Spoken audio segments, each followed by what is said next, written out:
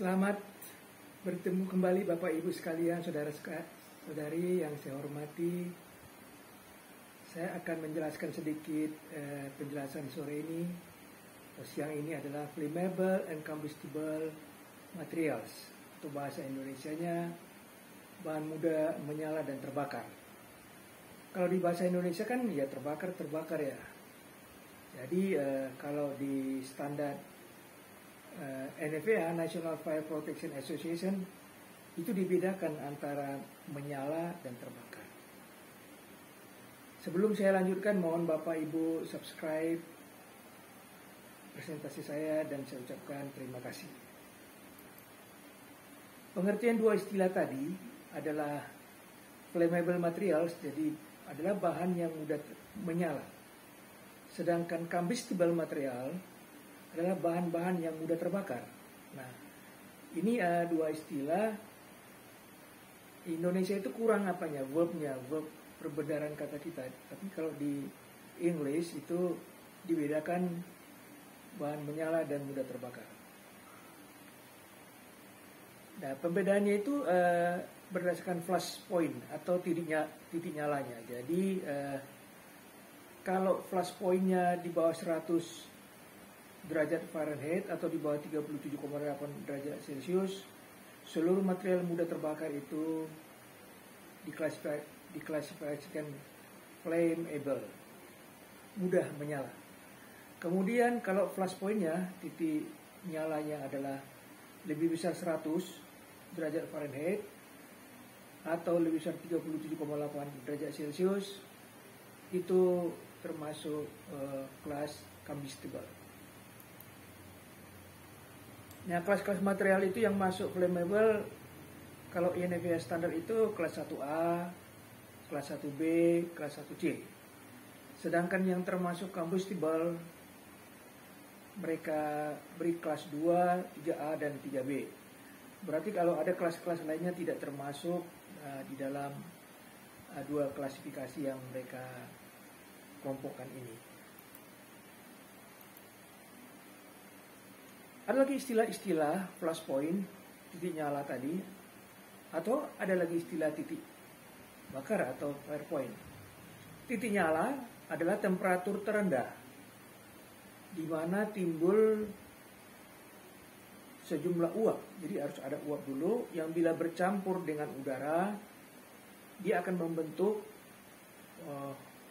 keseimbangan sehingga dia mudah menyala. Dan hanya sekejap bisa diberi sumber panas yang cukup. Jadi bisa sekejap saja, tapi harus ada sumber panas. Titik bakar adalah temperatur terendah di mana suatu bahan cukup mengeluarkan uap yang dapat menyala terbakar terus-menerus bila diberi sumber panas yang cukup. Jadi ada titik nyala, ada titik bakar. Kalau nyala tadi sekejap saja, mungkin bisa mati dia.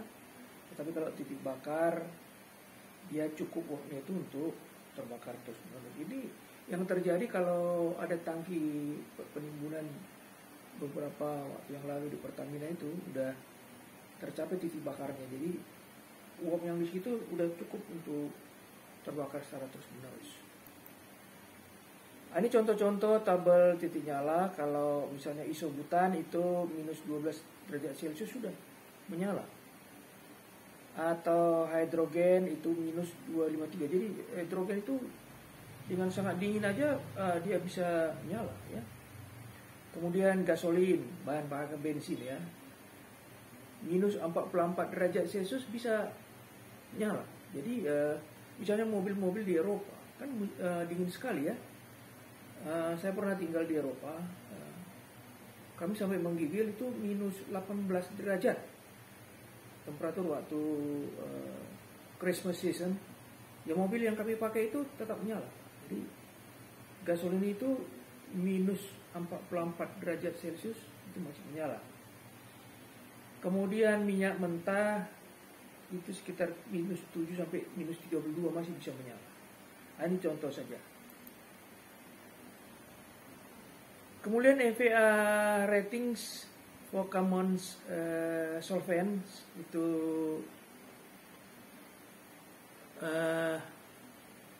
mereka ini panjang sekali, nanti akan saya kasihkan juga banyak ini. Saya kasih tabel untuk contoh-contoh saja. Berdasarkan NFPA standar National Fire Protection Association.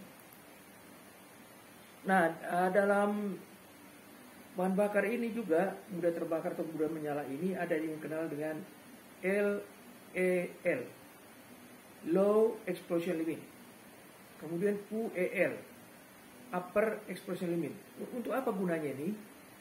Ini gunanya untuk kita mengetahui kalau dia di batas di dalam area LEL atau UEL itu mudah terbakar atau mudah eksplosif.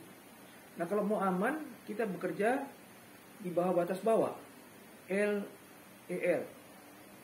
Jadi menurut beberapa literatur, kalau di lapangan itu kita ukur misalnya bahan bakar itu 1,4 LEL-nya itu di bawah 1,4 atau 1,3 sekian, harus 10% di bawahnya, itu sebenarnya udah aman, walaupun ada sumber percikan di situ. Namun kadang-kadang kita di lapangan nggak berani ya, kalau bisa nol, kadang-kadang nggak mungkin nol. Misalnya di daerah penggalian metan ya, kita ukur aja.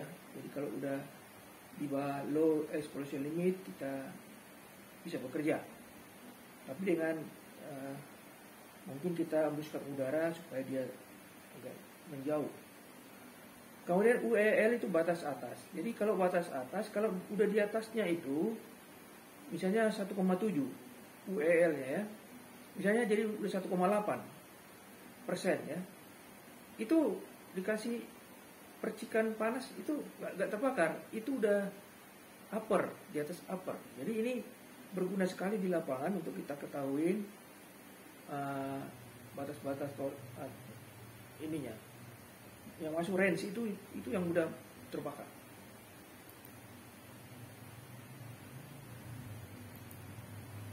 Nah, ini ada grafiknya. Nanti kalau udah dalam presentasi yang ditampilkan ininya akan saya kasihkan grafik.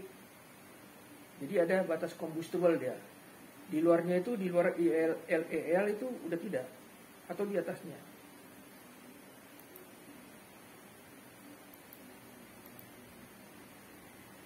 Nah, ini contoh-contoh metanis CH4 itu low explosion limitnya 5,3, upper explosionnya 14,0.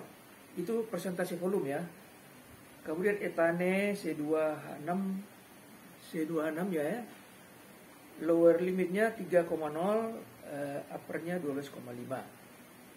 Coba saya lihat lagi gasolin ya. Gasolin itu 1,4 tadi yang saya sebut. Lower explosion limitnya, kemudian uppernya 7,6. Jadi kalau di dalam ini dia udah terbakar ya, combustible. Nah, ada lagi istilah auto ignition temperature, apa pula ini? AIT. AIT, the temperature at which a flammable material ignites in air without an ignition cell. Jadi suhu di mana bahan dapat terbakar dengan sendirinya tanpa ada sumber panas. Nah, ini perlu hati-hati juga kita ini ya. Jadi di lapangan nanti Bapak Ibu sekalian yang sering di lapangan ini kalau bisa dibawa ini data-datanya. Kemudian ada istilahnya flash point. Flash point, the lowest temperature at which a flammable material gives of sufficient vapor to ignite air given an ignition. Jadi kalau flash point itu ada nanti temperatur tertentu di mana flammable material tadi yang mudah menyala tadi memberikan cukup gives of sufficient vapor to ignite air, untuk membakar udara itu. Kemudian harus ada sedikit percikan atau panas yang cukup. Nah, contohnya di sini gasolin, flash point-nya 43 derajat Celcius, AIT-nya 280. Jadi kalau ini fungsi temperatur, makin tinggi temperatur, kalau kita biarkan di udara terbuka panas terik matahari, ada di situ bisa terbakar sendiri ya. Flash point vs auto ignition temperature, ini saya kasih nanti penjelasannya. Nah, auto ignition itu misalnya CH4 tadi ya, metan itu 536 derajat Celcius. Jadi metan itu kalau udah panas, misalnya ada gudang terbakar, ya ikut terbakar sendiri juga ya. Jadi auto ignition dia. Jadi misalnya ada daerah terbakar di sampingnya, panas, walaupun tidak ada sumber apinya ke sana, tapi dia dengan pemanasan sendiri dia akan terbakar. Itu disebut dengan auto ignition temperature. Misalnya ini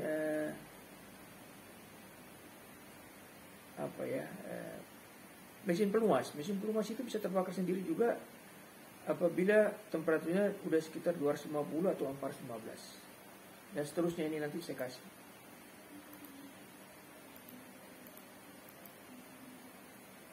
Demikianlah sedikit penjelasan tentang combustible material dan flammable material. Jadi paparan tentang flammable dan combustible material ini saya sampaikan seperti penjelasan tadi, titik nyala, titik terbakar, kemudian UEL,